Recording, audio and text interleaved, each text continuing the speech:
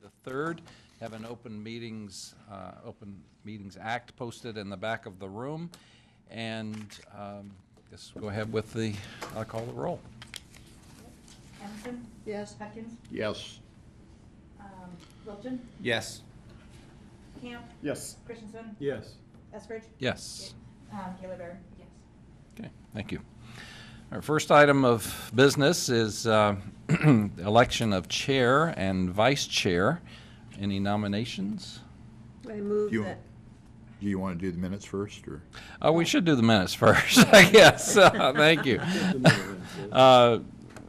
Is there a motion to approve the minutes of our last meeting, October 6th, and also, we've got all kinds of meetings minutes here, May 6th and December the 8th. I would move approval of all 3 sets of minutes. Second. Thank you. Motion made and seconded. Please call the roll. Emerson? Yes. Hudkins? Yes. Wilchin? Yes. Camp? Yes. Christensen? Yes. Eskridge? Yes. Larry Baird? Yes. Emerson, is it your one? Okay, thank you. We're being joined by Mr. Emery. All right, now election of chair and vice chair. Is there a motion? Mr. Chair, I would move Deb Chair be nominated for the position of Chairman of the Commons. Okay, Second. motion made and seconded that Deb Shore be elected as chair. Other nominations? I will move that Trent Fellers be elected vice chair. Okay, is there a second to that motion? Second that. Okay, all right. Motion to, we have the motion made and seconded, then, Move we close nominations. okay, Second. second, discussion? Okay, so let's vote on that motion to close nominations. Please call the roll. Emerson? Yes. Hudkins? Yes. Wilchin? Yes.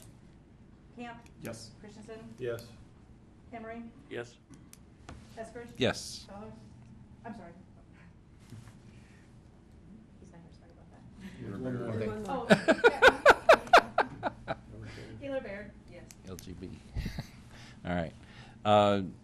So is that, they're elected, right? No, wait, no, we that now- is- now you Okay. move on to the. All right, so now the elections of the chair and vice chair together, is that all right?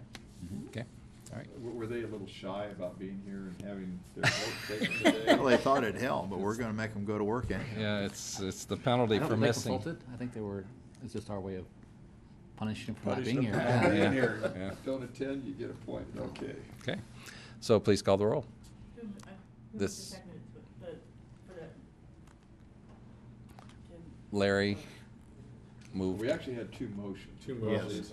Yeah. According to Robert's rules. Why don't you The just- first motion to nominate, I moved, Yeah, I got that. and then the second one, I Seconded. seconded. I moved the second. Which theoretically we shouldn't have done. No. Yeah, Probably shouldn't. let's go ahead and just elect chair, then vice chair. Let's do it separately, if that's all right, okay? Deb Shore is chair then.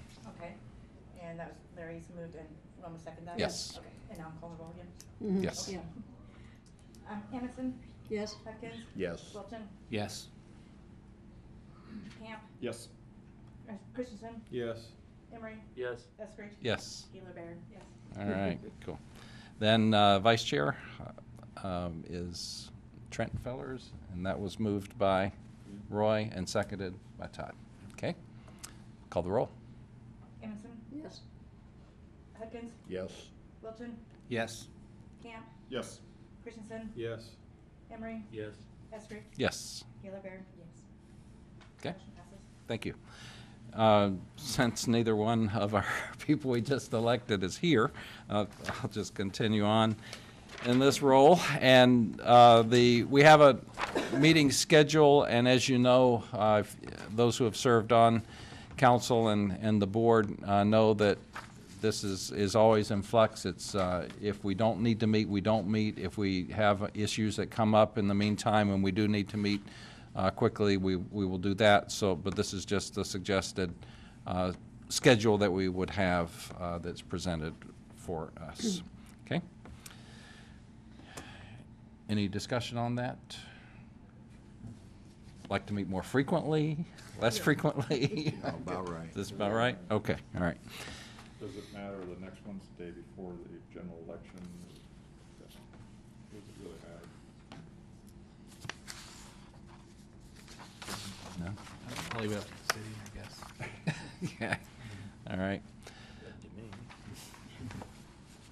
Okay, very good.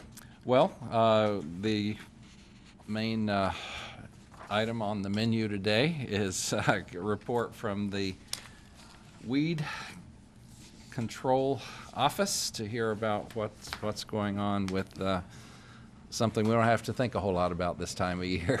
So, Let's trim some pieces. First of all, thanks for letting me come. My name's Brent Meyer, I'm the Weed Control Superintendent for Lincoln and Lancaster County. And I'm gonna roll through this. I know there's another meeting coming up here at 1 o'clock that some of you probably wanna attend, so I've been asked to keep this a little bit shorter. So I'll give you the economy budgeted down, shortened up version today. But I think Larry's probably the only one around that was part of the crew in 1996 that was part of the interlocal to join the City of Lincoln's weed abatement program and Lancaster County Noxious Weed Control. And as I go through here, we're gonna kind of recognize that. But I think it was a good vision back in the day to do those two. In Lancaster County, if there's a weed problem, they call it office. You know, there's other counties that try to do similar things, but they're two separate offices. And the first thing they get on their phone is, if you need to talk to the City of Omaha, please call this other number. If you want to contact outside city limits, that doesn't happen here. It's all one department. And I know there's a lot of interlocal agencies, but I think, Larry, you're probably the only one left from 19. Camp might be too. Where were you? I was in 99. 99, so it was just a little bit after that, so we got in on the learning stages of it. The reason I'm here today, and if anything comes up in your mind as I go through this, is pretty informal. Just get my attention and ask the question, then don't try to wait till the end. We'll probably forget it, but the reason I'm even here today is in our interlocal, I'm required to report to the City Council and the County Board once a year on annual report, and then with suggestions and recommendations for the future. So that's what we're going to do here today. So again, it was in 1996 that the two programs joined each other. The County Commissioners is who I work for. They're in charge of the weed control program, but then we also manage the weed abatement side for the city. And it made it a stronger agency. You know, by having both, it gives us more funding with less overhead, so we're allowed to do more that way. It's more convenient for the citizens of Lancaster County and the City of Lincoln, and I think that's one of the things that we strive for all the time, is for convenience for the citizens. So two of the main things that we do, we enforce the state of Nebraska's Noxious Weed Control Act, which is state law, and that's any noxious weed that's designated by the Director of Agriculture. So there's 12 of those right now statewide, and then as I go through this, we've added 2 more countywide last year. And we also enforce the weed abatement program for the City of Lincoln, which is the weeds and worthless vegetation, the 6-inch height law that everybody's familiar with. So weeds and worthless vegetation, when plants are overgrown, they become a nuisance and unacceptable to the general public and need to be controlled. Lincoln's ordinance specifies that weeds or worthless vegetation must not grow higher than 6 inches above the ground. Now, I'll just touch on the 6-inch deal. You know, some cities have gone to 12 inches because they think that's more of a reasonable height to enforce on. But what I can tell you is Rush Schultz, who was the superintendent before me, tried to go to that 12-inch thing, and his one advice to me was never try to go down that road.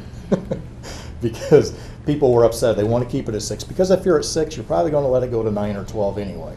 But if you're 12, then you let it go to 16, 18 before you do control. So 6 works good. I think my recommendation would be to stay at that. We've never cut a yard at 7 inches or 8 inches or 9 inches. But, it's pretty obvious once they get out of control. So,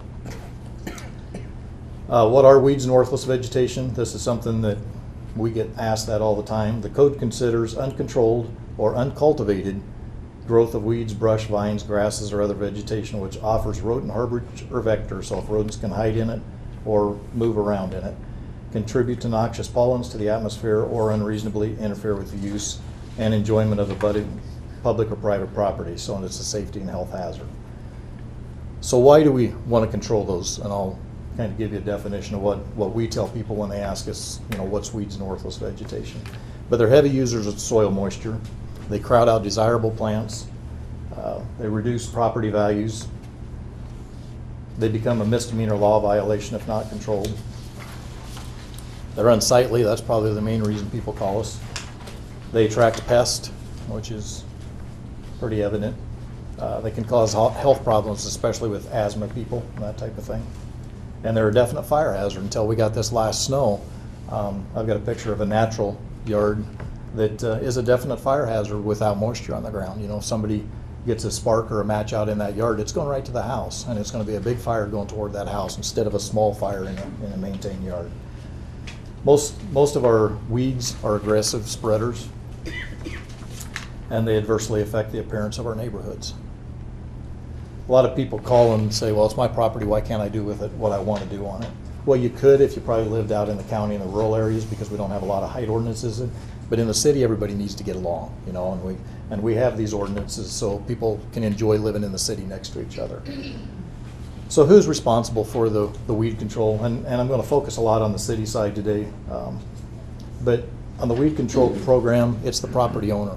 And the property owner's responsible to the center of the street or the alley next to their property. So this is a picture of an alley here. We deal with this all summer long, you know, and people just don't realize a lot of times that they're responsible behind their back fence to the center of that alley. But if they don't maintain it, then pretty soon when some of our other public utilities need to get down those alleys, it's so overgrown they can't get down them. So that's why it's to the center of the street or the alley that's next to their property. We do have areas, if we go out on North 14th Street or Northwest 56th Street, those right-of-ways are huge. And those people are still responsible to that street. You know, I mean, it's like mowing another yard back behind their fence for them. But, you know, after a few years of educating them, eventually we get those areas turned on, and then we annex something else, and we have the same problem as we just keep growing out. But that's a lot of what we do is just education. So just last year, with inside city limits, we inspected 8,310 inspections. It's gone crazy in the last few years since I've been there. Our inspection numbers total over the last 2 years are up 46.9%. But yet we've only increased our budget of 1.78%. So I like to tell that story. We're pretty proud of what we've been able to do out there.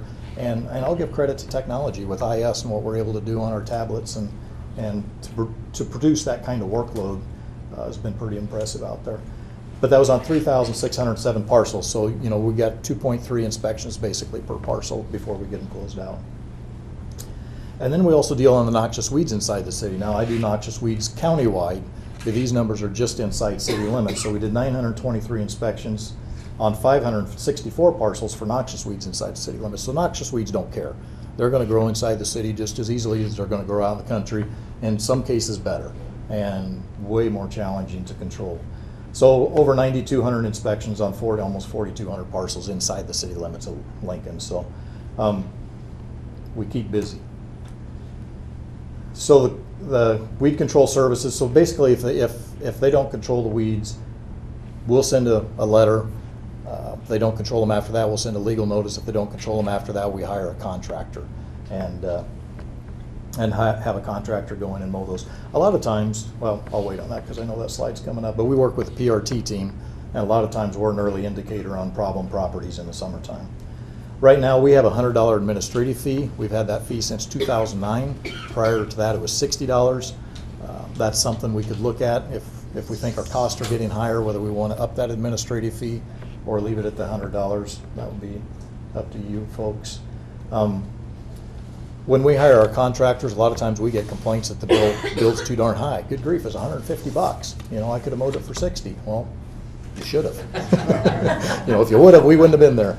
But and we don't want to gouge anybody. That's what our contractors charge. They charge us from the time from one property to the next property. They're on the clock for that property.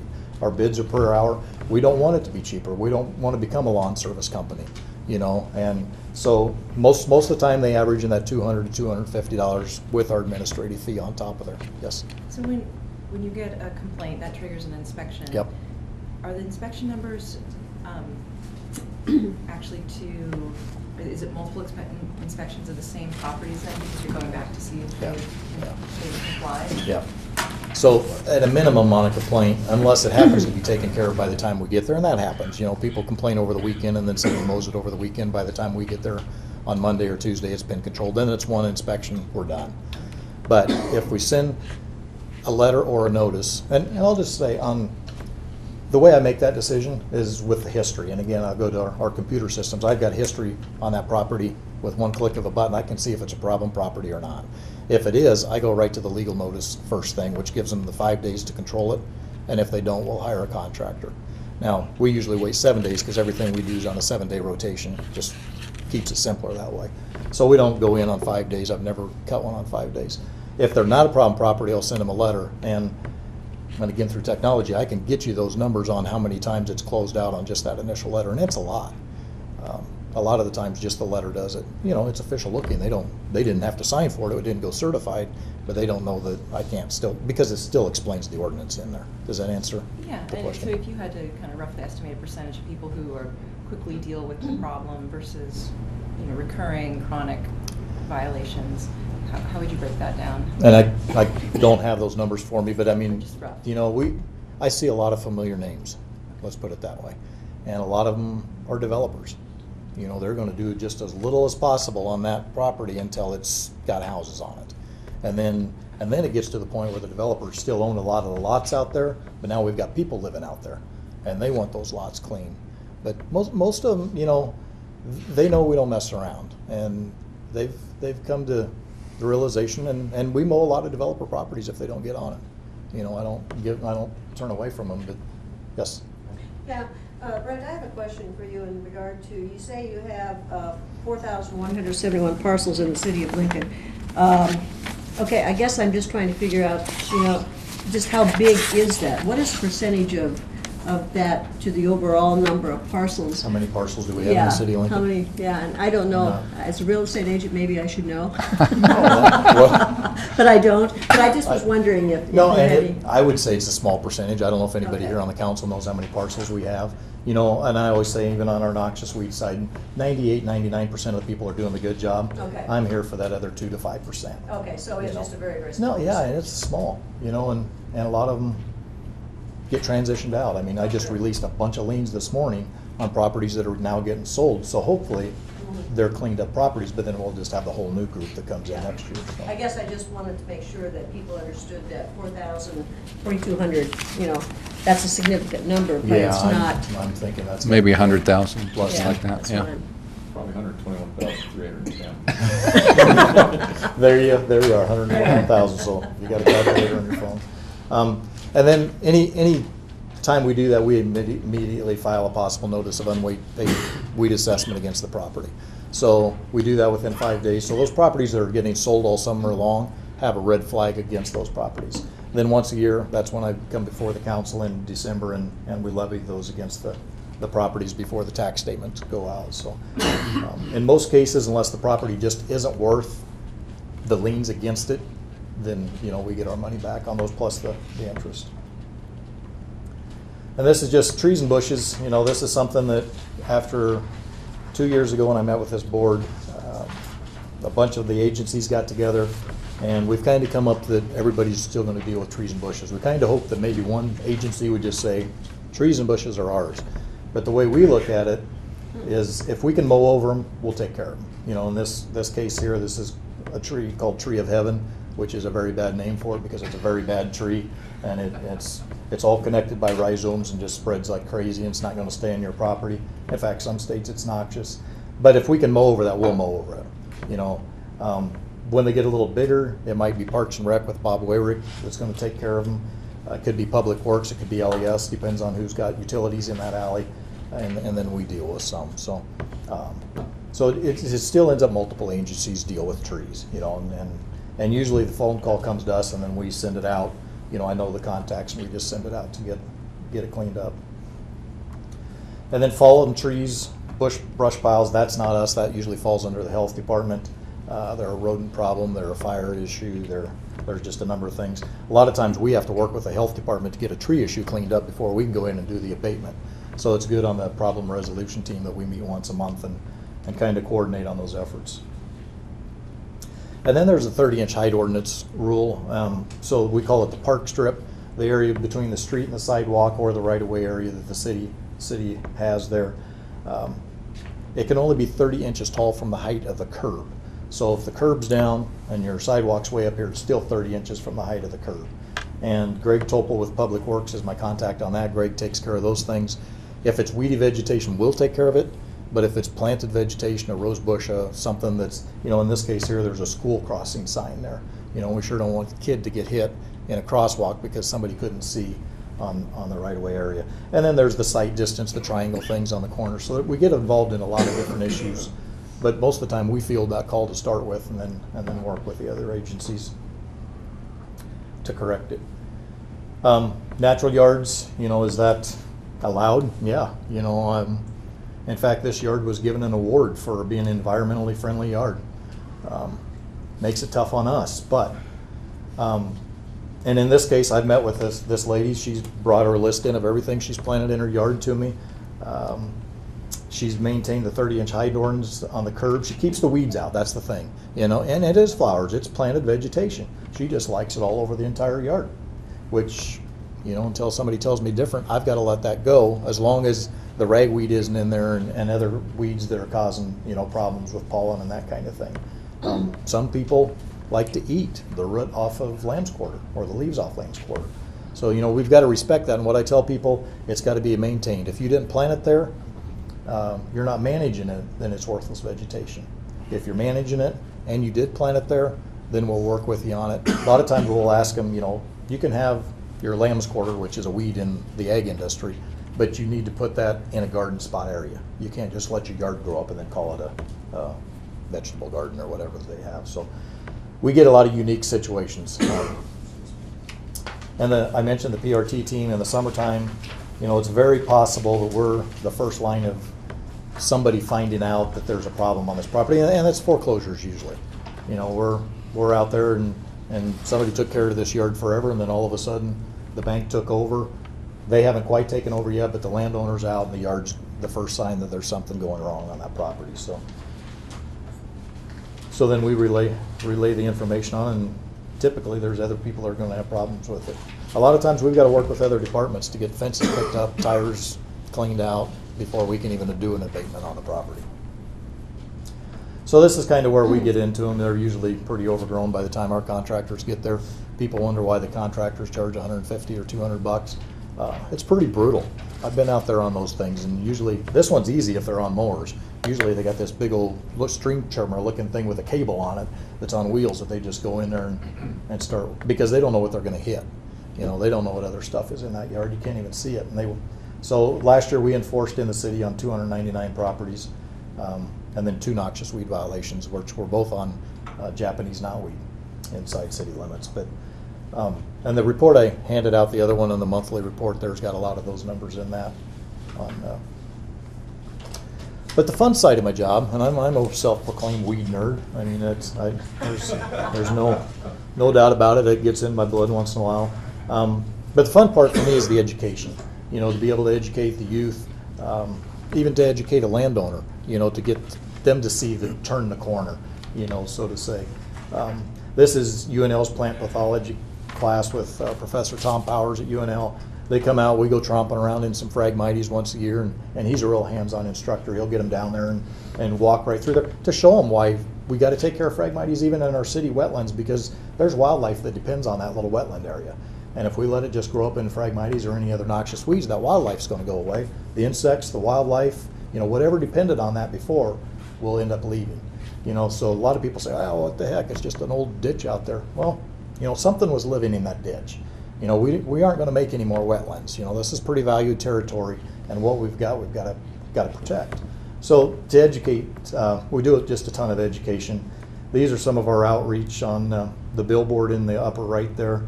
Was up along Cornhusker for one summer. It was funded through a group that we belong to up at the Lower Platte Weed Management area. On the upper left, I'm glad to say those kiosks are up now. They look like the one below, but they're cooperation with Lincoln Parks and Rec, with Jerry Shorney and the district guys there. We've been able to get up 7 of those kiosks around town. You'll see it a couple of Mahoney, Dinsmore, Holmes Lake has got a couple of those kiosks up. So it's education of the public there, just trying to get them to be on the lookout. We also have our Weed Watcher team, which if you're into weeds, you can sure sign up for that, and we'll send out our monthly newsletter once in a while. And basically, we tell people, okay, now's the time to be looking for leafy spurs. Now's the time, kind of keep them updated on things, and that's been working out pretty well for us.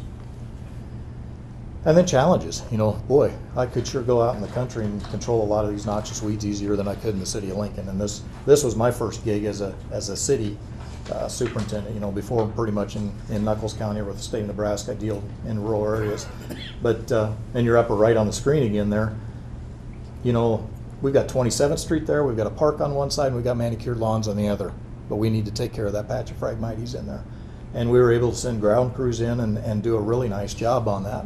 But it's the perception from the public, this is a nice grass. My mom would cut the heads off that and put them in her flower arrangements, and people do. In fact, the sign on the bottom called the goods, somebody had hauled that Phragmites in from the Lancaster Event Center, from a patch out there, and put it around their sign as a decorative thing. People don't know. So as much as I educate, and I think everybody should know what noxious weeds are, because I do, they don't. And we've got to continue to educate, whether it's signs in the parks, whether it's our monthly newsletters, however we can do it. Because they don't know. They understand a thistle.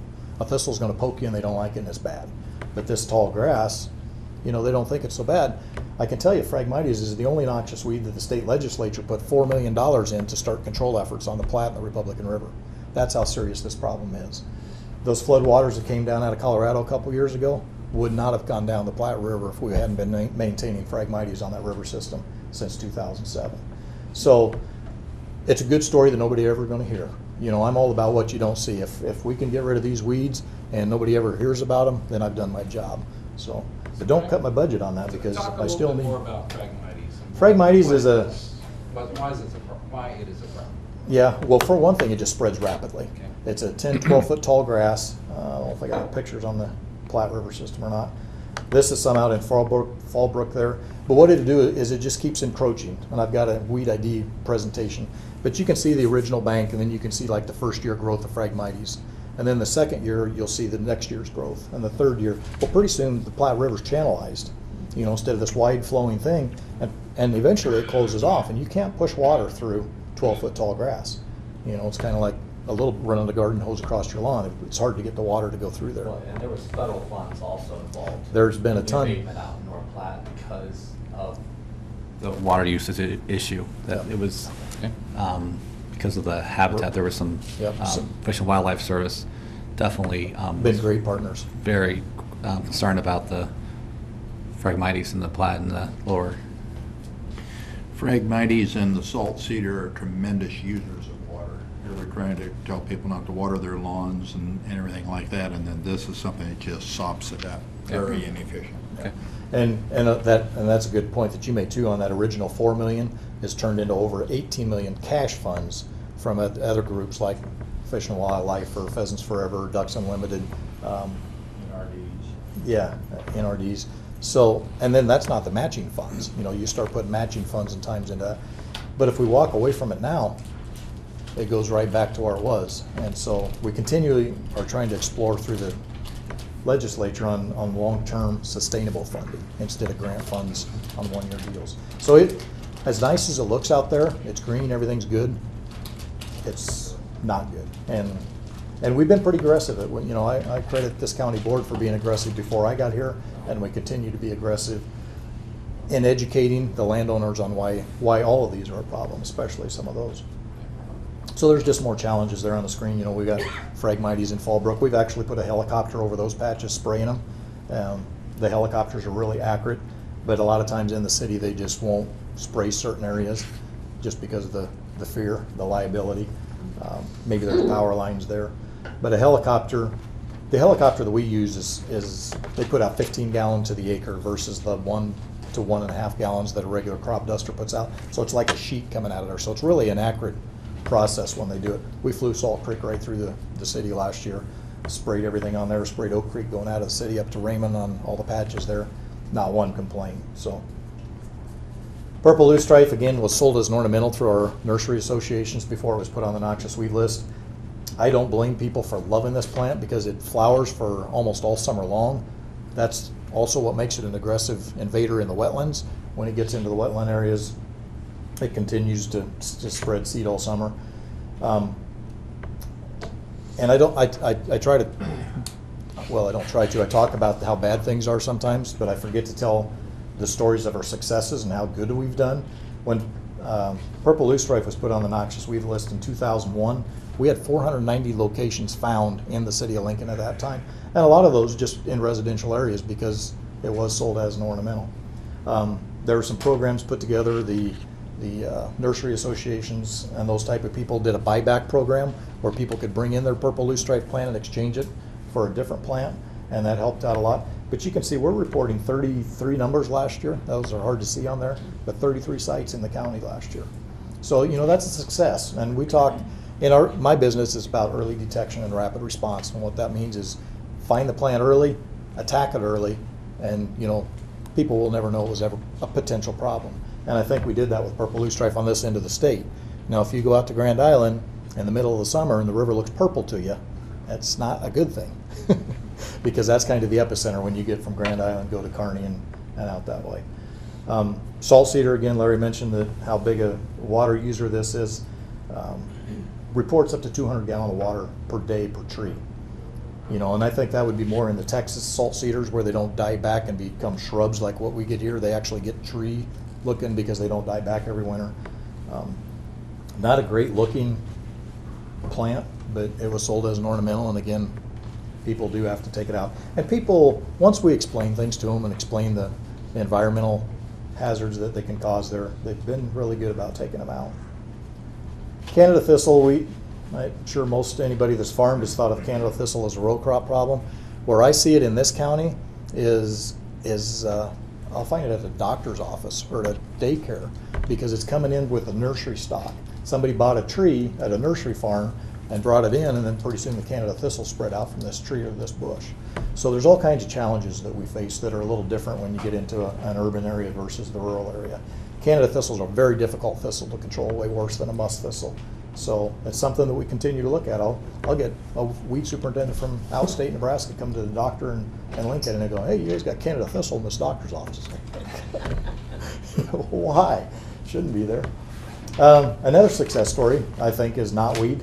Knotweed is just as bad as Phragmites, if not worse, in the river systems. With technology, we're able to find out anymore that these plants can be bad in other parts of the country, so we can get on them early.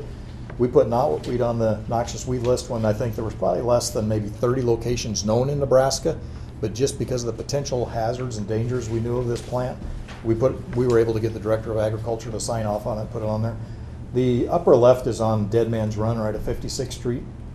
It was actually planted there for ditch bank stabilization, thinking it was good 20 years ago. Now finding out in Washington State and those other places how bad it can get, where it'll just take over the river systems. The upper right hand was down on Q Street. We had a lot of it planted in our city landscapes. But this is what they look like a year after that. So I can go back, and you've got them in your handouts there.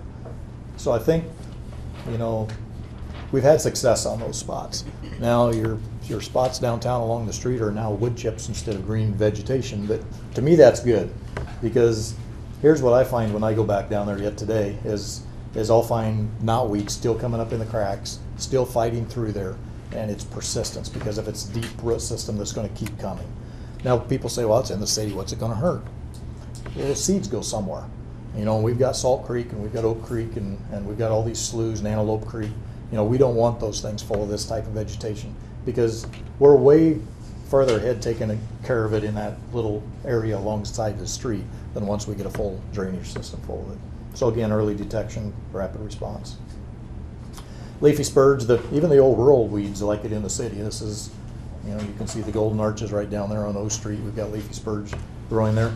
Now, this is one we're going to have to watch because they just put new water lines or something that's all torn up along there now. So where did all that soil go? Is it going to go right back there? Did we move it somewhere else now? So that's something we constantly try to look at. So yeah, we had 490 locations in Lancaster County, and 83 of those were inside city limits.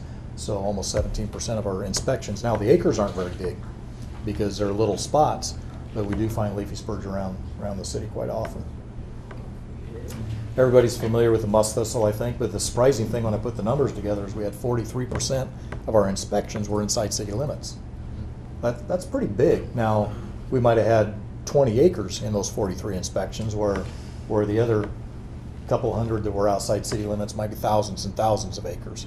You know, so the numbers aren't big, but they do well, and people are aware. You know, we get a lot of complaints on the thistle growing here. And this is Phragmites. This is that picture I was looking for before. This is actually taken out on a side channel of the Platte River out by Lexington. And it had just encroached down to where that was not almost a channel anymore. And again, 19% of our inspections on that are in the city, you know, and we're not immune. Our city landfill at 48th Street has a lot of Phragmites on it. I think we spent over $5,000 on the helicopter there last year, spraying those in that wetlands area. You know, we've got it at the event center. So, but everybody's working on it. You know, that's the difference. If people are working to manage it, then we're good with that.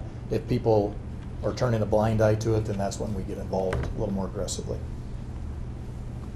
These are the two that we had hearings on last year. They're cut leaf and common teasel. I was able to educate the board on those a little bit. We brought a plant in so they could touch it and feel it and get poked by it. Robert Call with the University of Nebraska Herbarium is the professor over there, testified and that he thinks this has the potential to be worse than musk thistle ever was. And I've got photos, I don't know if I've got them in your pictures there or not, but photos from Illinois and Kansas on my weed day vacations when all I do is stop and take pictures of weeds and drive the family crazy. But this has a potential to be a horrible, horrible problem. And it is a plant that will poke you, and cattle won't like it, and it'll take over the rangelands and as well as the waterways. I mean, these pictures are all in Lincoln. You know, we've got it on Salt Creek, we've got it in some of the sloughs, but we don't have big numbers yet. And the county board saw the need to put it on our noxious weed list early. Lancaster County is the only county in the state that it's required to be controlled. The good thing is a lot of these were in state right of way, and now the State Department of Roads has to take care of these because we put them on the noxious weed list. And that's where we find a lot of things first is along I-80. You know, to me, an interstate system is a pipeline for weeds. You know, it's just the next truckload of hay or the next semi-load of something that comes through and the seed bounces off and starts up along Interstate 80. So, and any of our roads for that. But it is, again, kind of a neat flower on it, but you don't want to grab it anywhere. It's kind of a nasty plant. It's a biennial plant, so the control options are a little easier than Phragmites, than the deep-rooted perennials. But I think this is another one that 20 years from now, my goal is that nobody will ever know anything about teasel in this county.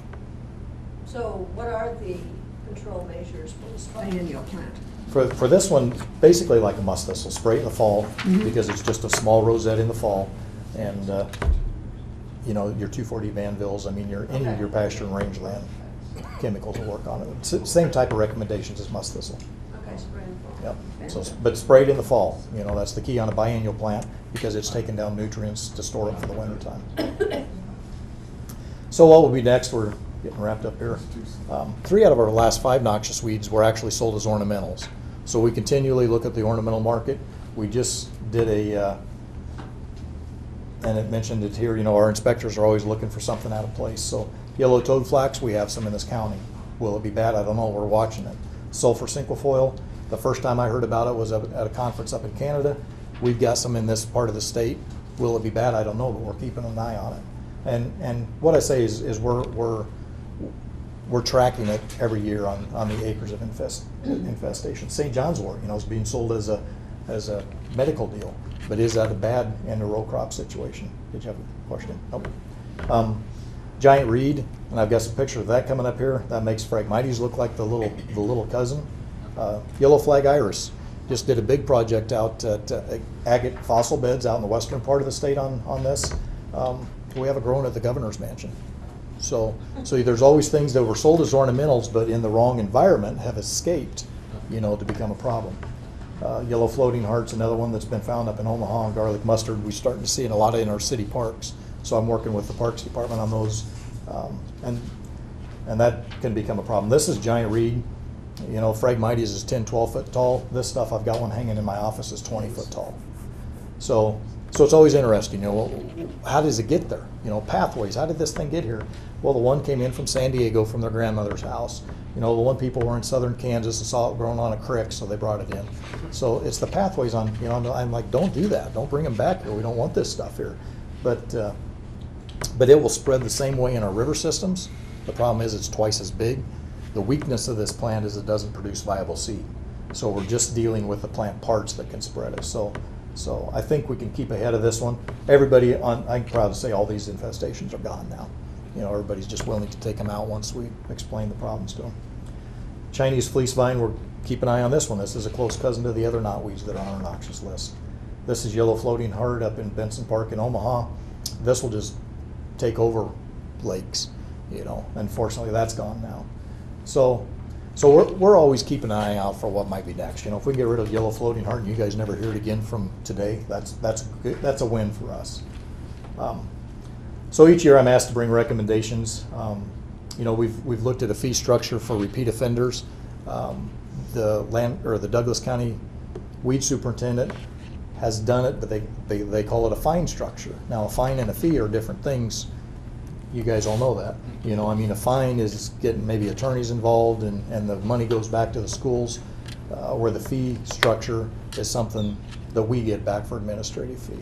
So I don't know, I'm going to kind of watch his fine structure and see if that's a good thing. It would be hard for us to initially set up to track. I think we could track it because he had it over a 2-year period. So if it was a multiple violation in 2 years' time, then it increased double or something. So I'm open to suggestions on that. I've checked with other departments. You know, I think building and safety has a fine that they can go in if I'm not sure how that all works. But it's something that we continue to look at. Our administrative fee, is that something, you know, since 2009 that we need to look at? You know, the $100 is probably doesn't cover our cost, but we could put those numbers together and see if that needs to be looked at as well. Zero tax properties, I think last time I spoke to you, we had a couple zero tax properties, and maybe most of you don't know that we have zero tax properties. There's properties in the city with a parcel ID that have no value to them that we were doing enforcements on, spending money, knowing we're never getting a penny back out of that thing. Wasong Park was up about 8th and Benson. Very successful story on that. Bunch of us, the attorney's office, the Parks Department, trying to think, every agency that had an interest there was involved in that, your watershed management. And we met with those folks. And they have, the whole neighborhood has taken that back over as a neighborhood association now. And we had to write the liens off of that, which is not a good thing, but it's sure better than spending more money down the road on it. So that's a really good one. We had another property at 4625 High Street that for some reason was a little landlocked piece of chunk of ground behind a guy's house and got bought on a tax sale, and then the guy realized he had nothing there, so we ended up mowing that thing, you know, year after year after year. Well, finally, and we couldn't get the guy to sign it off. All we wanted is said, you know, do a quick claim deed, give it to this guy, he'll take it, and you know, we'll write the liens off on the thing. And finally, that's done. It's all one parcel now. We're still in the process of getting the liens released. That's kind of a chore on that, but it's sure better than spending another $300 or $400 a year mowing that little piece of property there. Route planning, that's something, if you guys hear of other departments doing that, we Well, I'm not sure that what we call it, but the truth is that there are some people out there who are more than happy to let us be their lawn service. oh yeah. And until you find a way to discourage people from, it has to become so cost prohibitive that they won't do it. So if that's doubling it when they get a second offense or whatever that is, we really need to continue to look at it. But as you know, we've been down this, we've seen those properties that we're out there 4 and 5 times. And year after year after year, you know, if I'm on a property 3 times in 1 year, I'm probably not as concerned about it because, you know, maybe I can see it's a foreclosure property and that process is going to work itself out. If it's a zero tax property or there's properties that we're continually on, I've been there 4 years now, so now I know these properties and I'll continue to work on it. I'm open to ideas. I'm always looking at some fee structure. Foreclosures, though, the bank has a responsibility. Yeah. And to have us just be that responsibility. The person responsible to do it just doesn't work. We have to come up with something. Yeah, and there's, I don't know how that foreclosure works, but there's a point where the person's out before the bank takes over. You know, and I look at these and you know, we might mow them once, and then all of a sudden the bank comes in and they hire people to mow those. But Sometimes. Oh, I agree. I'm open to suggestions on that. Do you put those fees if the owner doesn't pay for it, for the administrative fee or whatever? Do you put those on as liens against the property? Okay. Yeah, so eventually, you know, we get that back. I mean, Eventually it's gonna be paid. 299 enforcements will be $29,900 that eventually will come back in. That's correct. Eventually it gets paid. The problem is that we have to pay up front. Yep, that's exactly And it might right. be years before we get it. And that's problematic when you're going out to 3,000. and you're right. You know, places to look, and you're having to cut 300 or 400 every year. We have You know- to find some way to make it cost prohibitive for people. Larry? I agree with Councilman Emery. The first time, you know, I've been served, busy planting corn, somebody sees some thistles out there, it's a great reminder. But the second time already you've been told, what are the chances? Does the law allow us to charge more for the second visit?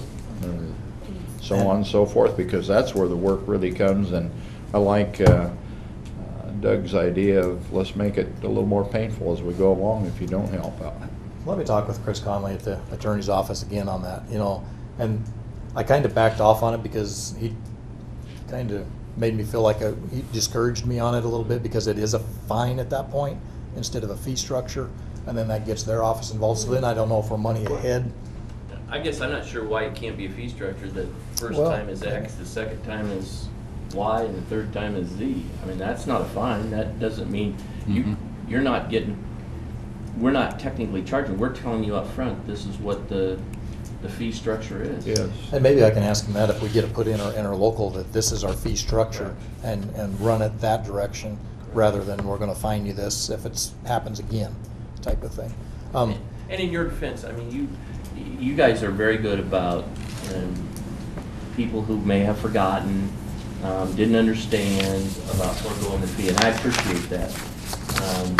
But those are not really the cases we're taught. And if you get to forget it once or don't understand it once, surely if you don't understand it the second time, then somebody else needs to be managing your business or something. Yeah, I always joke we're never fast enough for the neighbor that has the problem next to him, and we're too fast for the guy that owns the property. So, But you know, that goes back to your 6-inch thing. The truth is that if you look at it at 6 inches or 7 or 8, by the time you get through all of the steps to actually get it cut, it's gonna be 10 or 12. And you know, there are things running out of there when you're cutting it.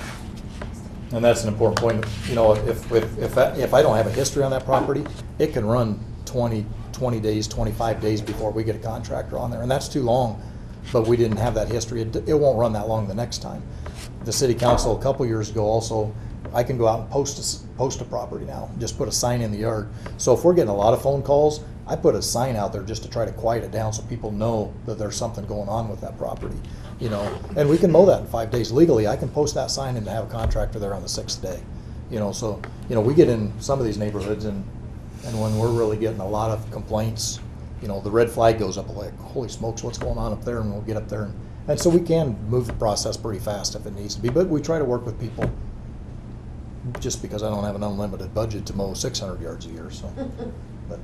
But route planning, something I'll work with other departments. That has really made us more efficient the last few years. And we just use free mapping services on the internet. Our inspectors come in, they throw all the addresses in there, it plans their route for the day. And but there's better ones out there, but you gotta pay for them. I don't know if there's other agencies that are using those, but that's been a great asset to it, for what we do. That might be about it. Nope. So this is our staff. We're pretty small. We crank out a lot of work out there, but we hire 6 inspectors during the summer. 3 of those we work in the city and 3 of those we work in the county. I have a chief inspector, his name's Pat Dugan. He runs the whole south half of the county on noxious weeds and then helps oversee the inspectors. And then Ashley McAllister is our account clerk, and every piece of paper goes through her desk every day. And she has really done a great job keeping up with that. 2 years ago I was gonna hire our clerk some help. Then I got a new clerk and I thought, oh my gosh, this is gonna really be bad, but she's really stepped up to the game and done a great job for us. So, well, countywide over 11,000 inspections, and all those go across my desk and her desk. So we're pretty proud of them. So the Action Center, you guys are all familiar with that. We get way more complaints anymore on the Action Center than any other forum. People don't want to talk to anybody. They don't want to call our office. We show up in the morning, there's 20 or 30 more complaints overnight off the Action Center. The neat thing is, a lot of them have photographs with them, you know, so you're like, yeah, this is bad. We better get out there and get to work on that. So that's a means that's really picked up over the last few years. Our website, we have a complaint form on there too. We get a lot of complaints off of that. And then we still get the phone calls, that kind of thing. But the phone calls are way down compared to what the Action Center is. But you know, people can kind of track the progress on there. They like it. So this is just where we're at. Everyone, weed information, our website's pretty informative. That's something that continues to grow and we look at for education and outreach every year, is keeping that update. That's pretty much it, unless you've got questions. I do have one of these fine books for the city council side. I gave one of these to the county board side, and they really love it. They come in, they got a weed in their yard, and they're flipping through here, and you can see what it is. So if you guys got room and your bookshelf in the city council side, I'd love for you to have this. Then you can. Next to the ambulance manuals of 30,000. But you know, use it. Feel free to call our office anytime on weed questions or. Brent, I willing want to you help guys to out. know, we do appreciate it, and can't underestimate or overstate the fact that lawns that are starting to get to be a problem are usually the first sign that we're gonna have additional issues with, be it health or building and safety or some, and frankly, because of the way the PRT system works, that you have to have at least 2 agencies in, you help us in a lot of cases get in the door at properties we might not be able to get into. And you see that when it's not weed season or grass season, Yep. our numbers of properties that we actually can take care of drop off considerably because we simply don't. But I appreciate all you guys do, and it is tough out there telling grandma or grandpa that you got to get somebody out there to cut the weeds, and we're sorry that you didn't understand. And Yeah, a lot of those, they know they're in the wrong. It's the purple loosestrife or something they bought from the nursery and they planted there, and then you gotta tell them to take that out. Yeah. And those do get tough. Yeah, I've been Thank you. on the wrong end of some I'll funny talk- people. Okay. To follow up on Doug's point, part of the outreach, does it include consulting with property owners to develop a weed control plan? You know, and it does, and it's more on the noxious weed side. And I did an article a couple months ago in our monthly newsletter about coming out and being another set of eyes. You know, a farmer hires a crop consultant and a agronomist and all these different people to help them. We want to be people's sets of eyes to help them develop a management plan for the noxious weeds. You know, on the weed abatement side, not so much. They're pretty quick turnaround things, but long-term problems on noxious weeds. And we're also working with the State Disclosure Commission right now. So if you're buying or selling a piece of property, you need to check on there, yes, noxious weeds are present. What was my management plan? What did I do before you sell that piece of property? And I think that's something that could really help out. But we're more education first, enforcement second. We want to, yes, Larry? Brent, I want to compliment you on the job that you've done for your short years that you've been here. We thought Russ was good. You just picked up the program. You just took it to a higher level.